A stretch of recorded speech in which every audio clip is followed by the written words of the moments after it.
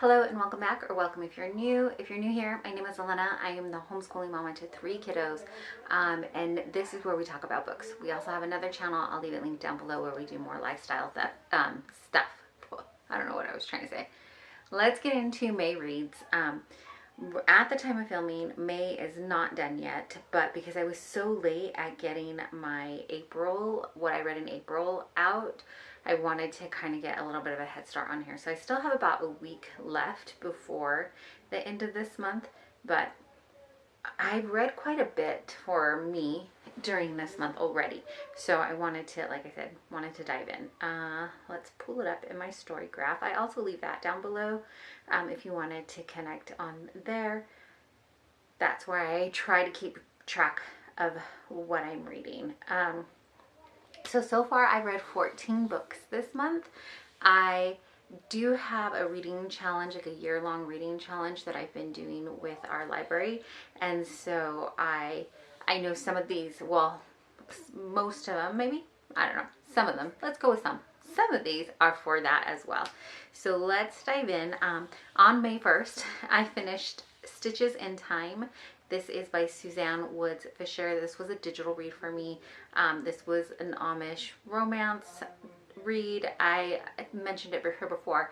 I kind of use those as, I don't know what the right describing words are, but like easy, palette cleanser. I try to pick Amish romance that is just not cutting too deep, just trying to something lighthearted, and I know is going to end typically on a good note. So this one, though some of them do tackle some really real issues, some deeper issues, so I don't always get the lightheartedness throughout the entire book, but this one is about, oh yes, okay, I was trying to jog my memory. So this one is actually part of this Suzanne Woods Fisher, her books intertwine the stories and the characters, and so this one follows the brother of a character from a previous book I had read, and it is Sam Schrock. Sam's older brother Luke has just become one of the ministers, I believe, or one of the elders. I can't remember the exact name that they call him. And part of Luke's he's one of the deacons. He's become one of the church's deacons. And part of his role that he's taken on is to help the foster children of their county. Something happens to the girls' home, the foster girls' homes that is in their county, and they need to find placement homes, temporary placement homes for them quickly. Sam has his eye on the local school teacher, Molly, and Molly has her heart set on fostering a couple of girls, and what she envisions that will look like and what actually it turns out looking like are very different things. So this story, like I said, hit on some deeper things. It wasn't all very lighthearted, but I think that the story developed well, and it gave the characters enough time, and it was done in a loving manner. I thought that we got to see the romance bloom appropriately, although in Amish romance reads towards the end, when they finally discover the two, the two people that are attracted to each other, moves fairly quickly after that. But the lead up and following the story, I thought it was done really well, and I really enjoyed this book. Then I did a reading of, I finally went out and purchased The Ballad of Songbirds and Snakes. Yeah. And I did go ahead and annotate this copy of it. I don't know if you can see, but I was doing a virtual book club, and I'll go over that a little bit more later, but I read this, I think at the same time, if not, no, it looks like I finished this a day before my reread of The Hunger Games. I know this may make some of you cringe that my covers don't match, but I had this copy, and this will make some people cringe even more, because I had this paperback copy, and then the next two books in the trilogy are hardback books, but we buy a lot of used books here, and that is just what I could get right now. So the virtual book club that I'm doing, I put it up I think in the last video, but I'll put a connection down below as well. I think we will be doing it into the beginning of June as well, but it is by the Hunger Games teacher on Instagram, and so I wanted to reread this with them, and so I read it. I read this kind of at the same time. They overlapped. This I finished on the 4th. This I finished on the 5th, in case you're curious. And yeah, I don't know, what can I say? If you haven't read The Hunger Games by now, you definitely should. I think there's the big hype because Sunrise and the Reaping came out, and now I believe their casting for that movie is out. I've not seen this movie yet. I did see these movies, but I'm trying to reread the entire series so that I can watch the movies with my husband. My husband is not interested in reading the books, but maybe someday, one day. So I did end up reading both of these books, as well as Sunrise on the Reaping. So yeah, this just will match my eclectic collection of this series, because this one is a hardback as well. I don't think here, I wasn't able to find any paperback versions. I don't know if it's come out in paperback yet here, but I read Sunrise on the Reaping. This one I did not annotate. I just wanted to read it through with the first time around and just get the story. But like most people, prepare your hearts, because this is Hamish's story, and if you, like I said, if you've not read these, then maybe you quite don't know who Hamish is. He's one of the mentors for the Hunger Games, and we learn his backstory, which is just like so many of the characters in here, heart-wrenching and heartbreaking, and just full of twists and turns that you didn't see maybe coming, and so much deeper meaning the way that Suzanne Collins writes. Just beautiful to tear it, like to be able to dive in deeper and just pull out things, and the way she's woven her characters and the story together, fantastic. So finished these 3, and then that's where the reread has paused for now, because I need to breathe a little after these. Then I read Beg, Borrow, or Steal. That is by Sarah Adams. This was the Rome, Kentucky series. This is the 3rd book in that series. I had it on hold at the library, and then I actually had to request it later. There should be another video, if it's not out yet, reading all my library books, and that week it felt like all my library holds came through at one time. I'm thinking we may need to take a little bit of a break from library, because, or at least maybe pause a little bit of putting books on hold and get to physical books. I don't have too many physical books that I like. Well, I say that, and then there's a ton down here. Yeah. maybe we'll concentrate on that for a while. Back to Practice Makes Perfect. This follows Emily Walker. Emily Walker, it says, hates having her carefully crafted world disrupted by anyone, most of all her legendary nemesis, Jack Bennett. So of course Jack Bennett moves back to town. Emily is not happy about it. Emily is like, nope, town, we do not like this person. But then, of course, things happen. Turns out she will actually need Jack's help for something. Reluctantly, she kind of gives into that and lets him help her. And then, things ensue from there. It's like the rest of the series. Just a cute story. Fun, funny. The characters in the town are just, they're great. I can't remember the older lady that's her second mom, but she just, the little bits that she's in there, I feel like she just steals the show, and she's fantastic. So I did finally end up reading that book as well. Then I guess it was time for another palate cleanser, and I read The Amish Baker's Secret Courtship. This is by Amy Grokowski. This one was about Cassie Weaver. She dreams of opening a bakery, but that dream hinges on her good friend Martin Beeler.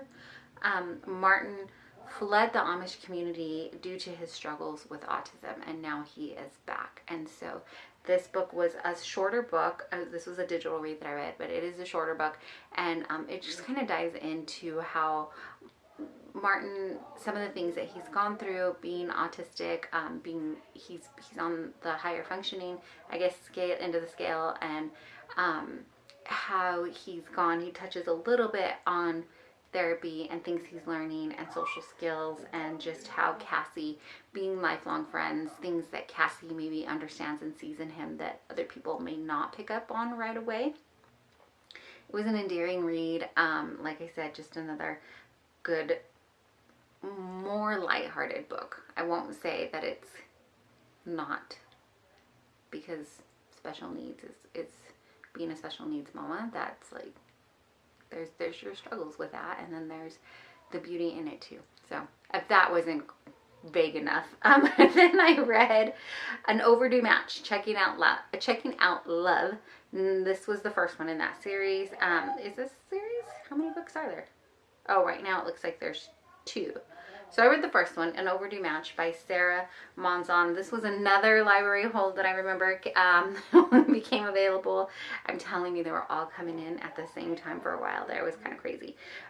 This one is about Evangeline Kelly. She is a librarian who believes that love just may not be for her, and she instead is going to be the matchmaker of her town. Trouble is, she has not been in the town for very long, and so she doesn't know some of the things. So some of the people she's trying to matchmake, maybe it's not the best idea. Evangeline Kelly also has alopecia, and so nobody in the town knows this about her. She's not ready to share it with anybody, and it is part of the reason why she has left her hometown. Enter in tattoo artist Ty Davis, and he sees something in her and picks up on things that maybe other people aren't quite grasping all of the way. And Ty Davis, it says, he's used to people judging him with a single glance, so it doesn't surprise him when the town's quirky new librarian does the same thing and believes his bad boy reputation without giving him a chance. And so this is their journey and how they kind of fall in together, and what, I don't know, I don't want it to be, okay, I didn't want it to be a spoiler, but it's right here in the blurb. He makes her a deal that he'll help her with her matchmaking scheme if she'll agree to a date. So for every time he helps her, she has to go out on a date with him in an attempt to get to know her better and to kind of break her out of her shell and stuff. And of course, romance ensues from there. So that was a sweet read. I could see why everybody had it requested it, because I thought it was a great book. I rated it 4.5 stars. I did not, and I haven't been rating all of my books. I've kind of just been taking it as it comes. If I feel like rating it, I will. If I am like, I don't want to, I won't. So I just, last year, the year before, I just felt like pressure to rate things, and then I just like, it needed a rating, and I don't know, I was probably, like most things, way overthinking it. So only some of the books I have rated. If I have rated it, I'll try to remember to tell you that I did. And then I read I almost thought for a second I said sang, because I was saying Song of the Six Realms by Judy I. Lin. This one I had to try to jog my memory a little bit. Sorry for that glare. So this one was part of my library reads, but it was a little hard for me to follow all the way through. It could have been where my brain was at. It could have been me just trying to read and get like the book done for the year-long challenge. I'm not sure. It was a good book. It was a good story. It is about a young girl who her uncle ends up, I wouldn't say gives her away, but in order for her to have a better chance at life, he puts her into this school where young girls learn a skill, and they put on like a theater and things like that for patrons who come in. This is not a like brothel or any kind of thing like that. Like that is frowned upon in this, and that's not. It's just she is a musician in the show, and then they have dancers and they have other, I'm guessing, musicians and things like that. So she is very skilled in a certain instrument. Wow, I don't know why the words are not. And then she meets this man who comes and wants to buy out her contract there at the school / theater. And then we learn more about this man who may not be all that he seems to be, and there's an imaginary beast. It is a fantasy YA / romance. Like I said, it was a good book. Maybe it was me. I wasn't paying enough attention, but parts of it I had a hard time following through on the folklore and what exactly was happening, especially towards the end as we were like introducing more and more characters. But I finished that one. Then Lights Cowboy Action. This is by Leslie Ann McDaniel. This was Montana Hart's book. This one was a digital read. I think I just picked up, I needed a book about a cowboy, and this is the one that I found. So matchmaking is not in Courtney's job description. As an assistant to a famous actress, Courtney is fulfilling her boss's ridiculous request. So they are filming on a ranch where it is a real live cowboy. Her boss is like, wants Courtney, to set her up on a date with this real live rancher, this real live cowboy. And the cowboy actually has eyes for Courtney. And so it's kind of this, I don't know if it would be considered a true love triangle, because as you read it, you kind of find out the incentive like behind the bosses, why she wants Courtney to set her up on it. And then there is a lot though of, I feel like, misunderstanding that could have been like completely cleared up. So that part was a little bit annoying because it's not a very long book. It's only 192 pages, but like those parts, it was frustrating for me because there was just like, it could have just been cleared up quite easily if they would have just taken 2 more seconds to finish a sentence or answer a question. But that's the gist of that. And then I read a graphic novel. I don't usually read a lot of graphic novels. Usually I only read them if my kids requested of me, but I read Just Another Story, a graphic migration account. And this is by Ernesto Sades. I'll put the cover up for you guys. This was pretty interesting. I picked this up as a digital read, so it was kind of interesting to read the digital. I think I read it mostly on my computer because my little tiny phone, like, it was kind of hard to read it on there. But this tells the immigration story of when Carlos was 19, and him and his mom left El Salvador and wanted to start a new life in the United States, and their journey over here, as well as like, he's retelling the story to his cousin. And so I thought it was pretty interesting. It was kind of cool to see it in a graphic novel. This is not like a light-hearted read by any means. It's a story of how very scary it can be, and like the trials and the danger that lurks. And so I wouldn't go into it thinking that it was like a light-hearted comic, because it's not. Then I read The Cupcake Dilemma. This was Rock Creek number 3. I think this one I read because I needed a novella, maybe, and this one was one. It's only 118 pages. This is about Kirsten. She's a simple girl trying to figure out life in a small town. So she is a first-year teacher, and she moves to a smaller town and is just having trouble figuring out how she's going to fit in there. She feels like everybody else already immediately fits in here, and she is like the newer girl and just can't quite find her footing. But upon like talking with people and meeting the town baker, she finds out maybe she's not so displaced as she thinks she is. And then of course it is romance, and so that comes into play as well. This was a lighthearted, fun read, and just kind of made you double think, or made me double think about, like, we should not be so quick to put our emotions onto other people when we tend to think we don't belong or we don't fit in. Like, maybe ask or maybe like see. I don't know.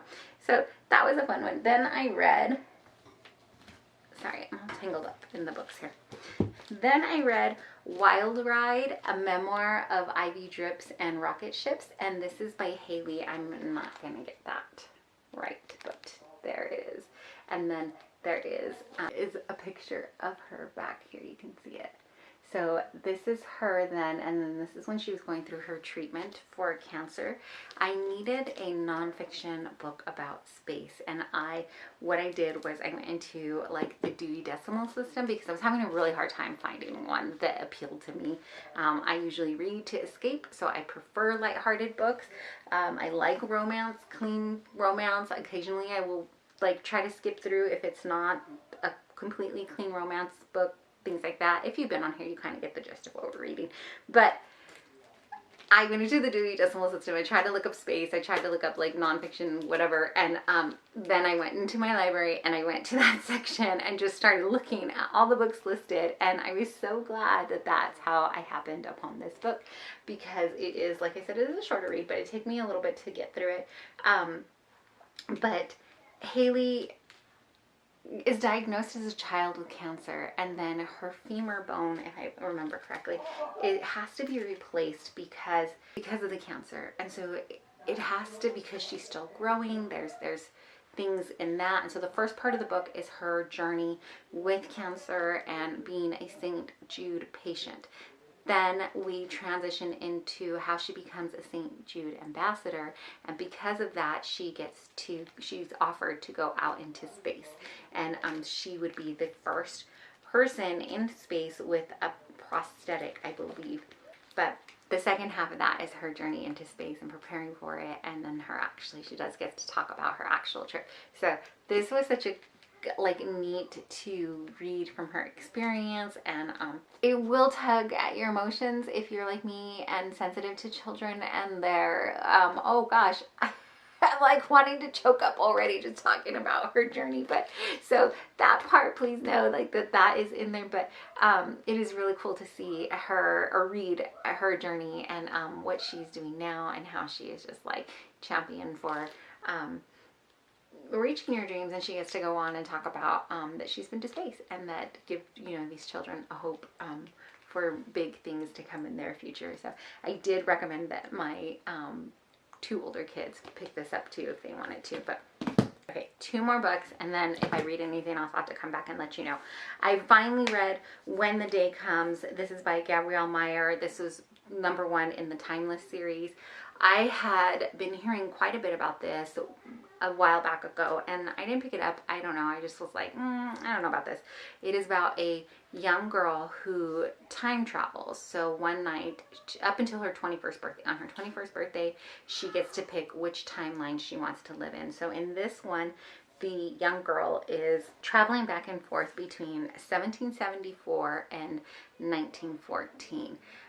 So in 1774, she is starting to see the beginning of America and the foundation and all of that happening. And then in 1914, they say she's in the Gilded Age in New York City, and she is wealthier there, and the beginning of the Great War is kind of going to start happening. This book, I can see why there was so much hype about it. It is a little bit hard. At first, it was a little bit hard for me to get into because I didn't quite fully understand. But what happens is she goes to sleep and she wakes up one full day in 1774. Then that night she'll go to sleep and she wakes up and goes through a whole day in 1914. She doesn't age twice as fast. She lives one full day, and then on her 21st birthday, she gets to decide which timeline she wants to live in. Her mom was also a time traveler, and so her mom in 1774 is the time traveler. Her mom in 1914 is not the nicest person, and so we get to kind of see like the differences and in that, and it was really good. I do want to pick up the next book, but I have quite the TBR right now, so that will come, just I don't know when. Then I read Keeping Christmas by Dan Walsh. This is about an empty nester. So all of their children, they have 3 children, and they go off and they are living in different states, and this year they cannot come back. They can't afford to come back for Thanksgiving or Christmas, and the mom is having a really rough time with it. And so she is just having a really, particularly with Christmas, having a tough time getting into not just the Christmas spirit, but kind of feeling this depression coming on. And so it is a story of her husband. There is faith woven in here, but I didn't feel like there was like a lot. And then the sweetest thing, when I went to check this book out, I opened it up and there was a note from the library staff listing other books that if you liked this story, there were other stories. The Christmas Sweater by Glenn Beck, Christmas Shoes by Donna Van Leer, and Hannah's Hope by Karen Kingsbury. And I loved that. I loved that they had put that little note in there. So this was a smaller book, but this was also for our challenge, for that year-long challenge that I was doing, and I enjoyed this one. I don't know that I'll pick up the other books just quite yet. It was sad. It was sad for me. The beginning part of it, there was a lot of time spent on her grieving that traditions were not going to happen this year, and it kind of was like, I felt it like pulling me down too, and so I don't know quite yet if I'll pick up the other books that were recommended, but the ending made it worth it. It was a good book. And I think, that's all that I've done right now. Currently, I'm in the middle of 3 books. I'm listening to a book. I have a digital read, and then I have a physical read. I don't know if we'll get through them all or any, but like I said, if I do, I'll come back in and let you know.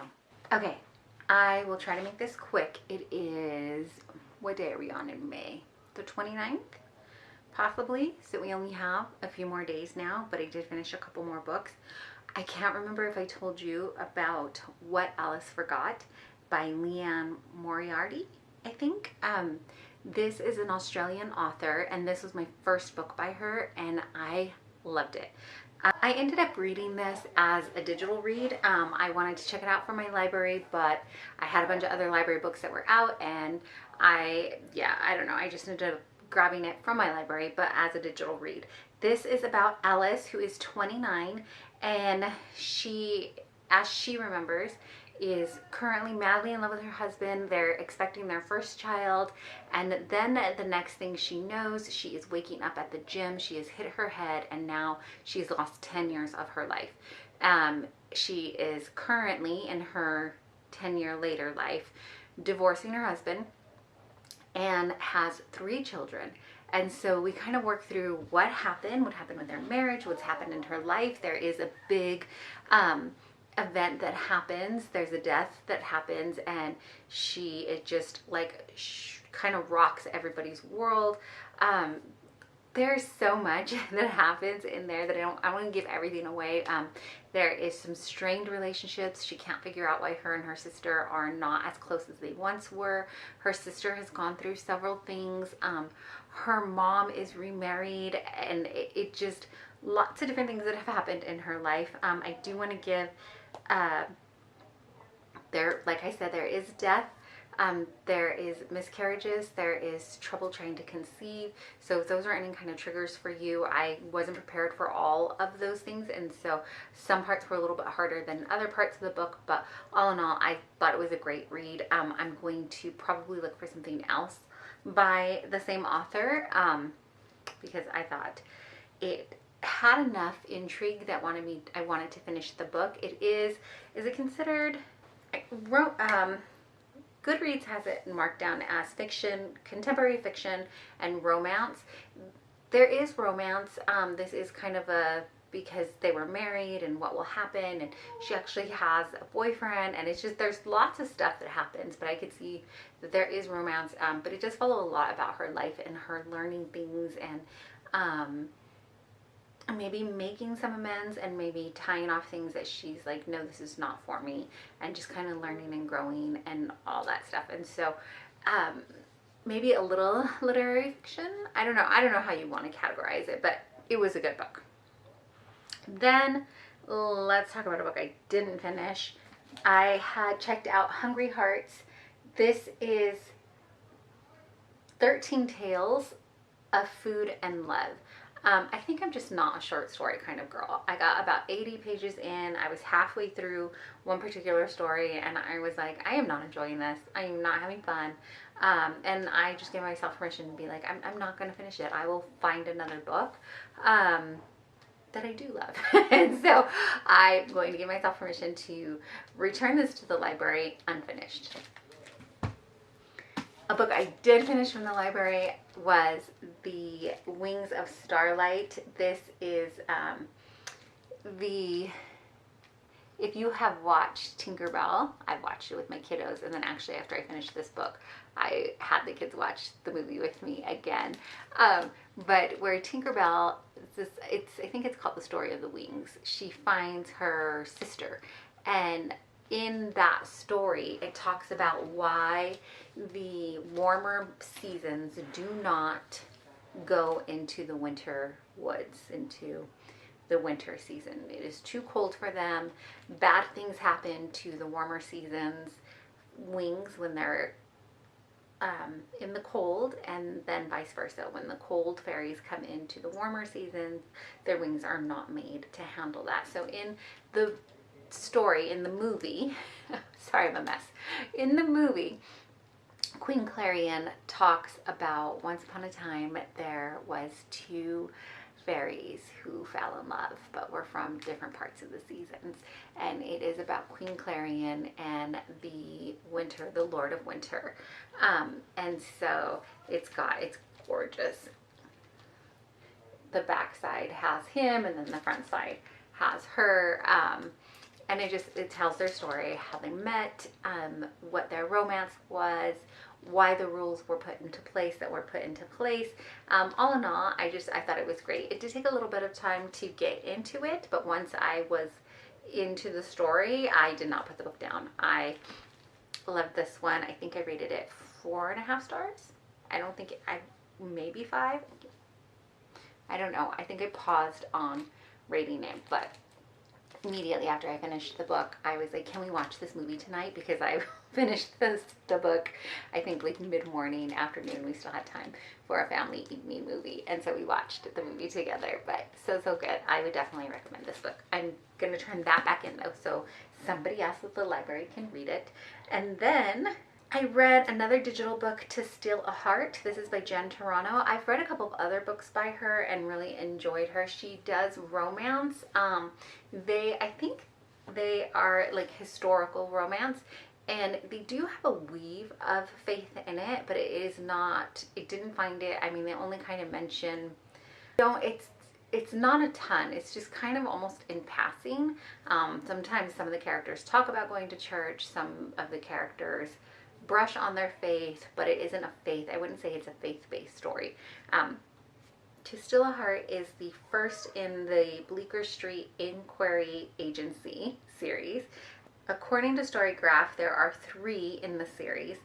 To Steal a Heart follows Gabriella Goodhue. She was a child thief, a street thief. She was orphaned and gets swept up into this kind of criminal life by this. He's known as a hardened criminal, but he has a lot of kids that work for him. So him and her childhood friend, Nicholas Quinn, are living this kind of lifestyle, just trying to survive. And she believes that in a heist gone wrong, Nicholas leaves her, abandons her, and so does everyone else. Later we find out what happened, and maybe that wasn't the case, but both have moved on, Gabriella and Nicholas. Nicholas has become a society man, and Gabriella has not become high society, but she is making an honest living for herself, and so they are reunited, and we just kind of, things unfold from there. It follows, her books have an air of mystery to them, so you're always trying to figure out that part too. There is romance in the background, but there is, well, I wouldn't say it's really too far in the background. It's there, it's present, you're rooting for them, but there's also mystery that, so it's not just romance. It's not that there's anything wrong with just a romance, because those are excellent too, but these are clean reads as well. So I think I devoured this. I had a day where I wanted to do nothing, and that's what I did. I didn't do nothing. I read a book, and so I finished this in just a couple of days. I finished the majority on that day, where I was like, I'm just going to sit and read today, and I cannot be disturbed. And so that's what we read. This is a great book. Like I said, I will probably pick up another book by Jen Toronto. In fact, I think I have one on hold right now, or I have one checked out from the library. the last few videos I feel have been like this, where I am trying to work through my library reads, but then I've just been going back and getting more books. And I don't know that I can call it a bad thing, because the librarians are like, you absolutely should check out the books. And as soon as I'm done reading them, I do try to get them back as soon as possible. But I did get some books that are not library books. So I have it on the search for Harry Potter books, because these are what I call my pretty covers. These back here, I think you can see them. But I have been wanting to reread the series and annotate them. And so ThriftBooks was having a kids book sale, and they fell into that sale category. So I went ahead and I picked up the books that I was missing. And funnily, or ironically, or however you want to say it, the books that I was missing 2, 3, 4, and 6. I actually wasn't missing 4, but I'll show you. The book that I had was pretty beat up, but they sent I ended up getting the same series covers, because if you read Harry Potter, you know that there are a ton of different covers and things that you can get. This hardcover one is the Harry Potter and the Cursed Child, so parts 1 and 2, and the best condition they had was just missing the dust cover, and then it is kind of beat up on the edges here, but that's okay. Okay, so here's the book 4 that I had. It is a different cover, and it is like got water damage, and it's an ex-library book. It looks like it's pretty well beat up. But I think what I will do is take this.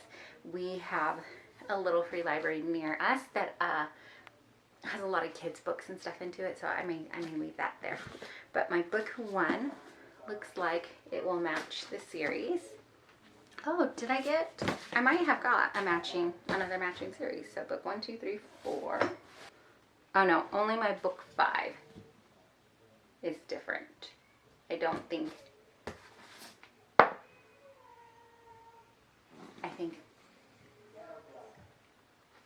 think book 5 looks different. Maybe, like, wasn't there a whole nother series that had this Argyle print, and then book 6, and I didn't get book 7. So it's still not complete, but I have quite a few books to go through before I'm rereading book 7. So that's okay. We're almost there. I guess we have to finish. And actually, how did I do that? I have 2 book 5s. Man, I did not track these well at all. So I have, these are my pretty covers. I have the whole set back here. This isn't from that set though. This is a used one that I saw. So this one I think I'm going to keep this book 5 because it matches the majority. And then this one we can pass on to someone else who may need a copy. Okay, so we still need to buy. That's out of order. We still, look, if it's going to bother you. We need to get the last book, book 7. But we're on to a good start. Maybe I will wait for another sale from ThriftBooks. I actually may have earned my free book by now. But that's what we read so far. That was a little detour into book buying. I don't think I'm going to finish one more book before the end of May. But if I do, I'll catch you up. I ended up finishing 2 more books for the month of May. I don't know how I ended up reading a total of 19 books for May. I know a lot of it had to do with the reading challenge, and I don't know, there was something in me that was like, I gotta get a good chunk on this, and I was like determined to find books for all the prompts and stuff. I haven't. The prompts are like, there's like 50 prompts. Lots of stuff. Check your local libraries. If you're looking for like good reading challenges to get going, check the website, ask your librarians, like wealth of information. So I think for the month of June, I'm going to do a little bit more mood reading and kind of pull back, because for some points during May, I was just like reading, and I feel like maybe I was rushing through a little bit and forgetting that reading is supposed to be fun. So let me know if you can relate. But let me tell you about the last 2 books I read, or just let you know about them if you may have already read them. The other book that I finished was an audiobook. This was Roald Dahl's autobiography, Boy, Tales of Childhood.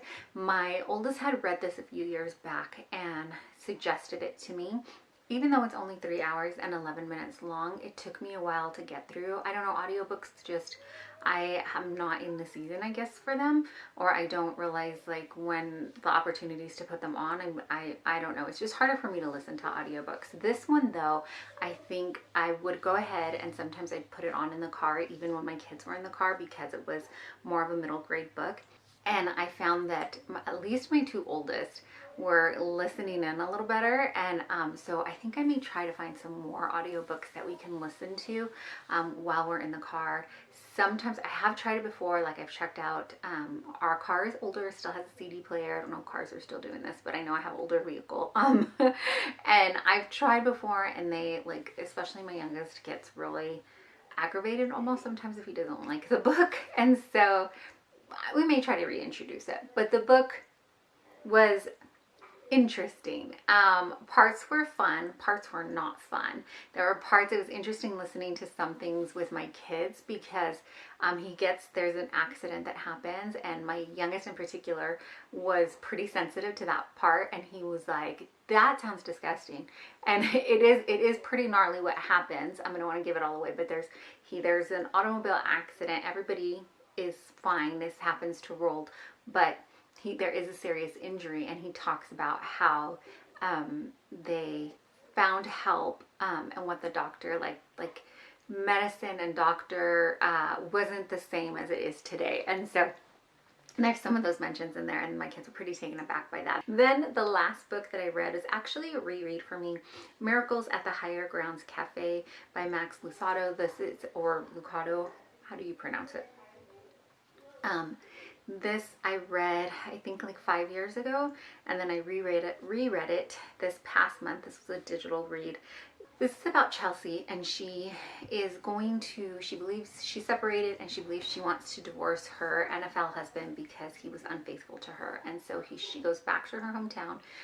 Her goal is to reopen this coffee shop that both her mom and her grandmother owned, and it's just a really tough time. She has 2 children with her husband. It's just trying to navigate life and all of her feelings, and she's kind of lost her faith. She kind of just she knows that God is there, but she's not quite sure what he's doing. So this is a faith-based book. If that is not your cup of tea, then you probably will not like this. But I don't know. I think it is just, I rated it 5 stars. I thought it was, even as a reread, just as great the second time around. In the story, like I said, Chelsea is reopening her coffee shop, and she needs some help, and this strange man comes to help her, come to find out that he is an angel. And so we get to see what Max, the author, feels like might be happening on the other side of the spiritual realm.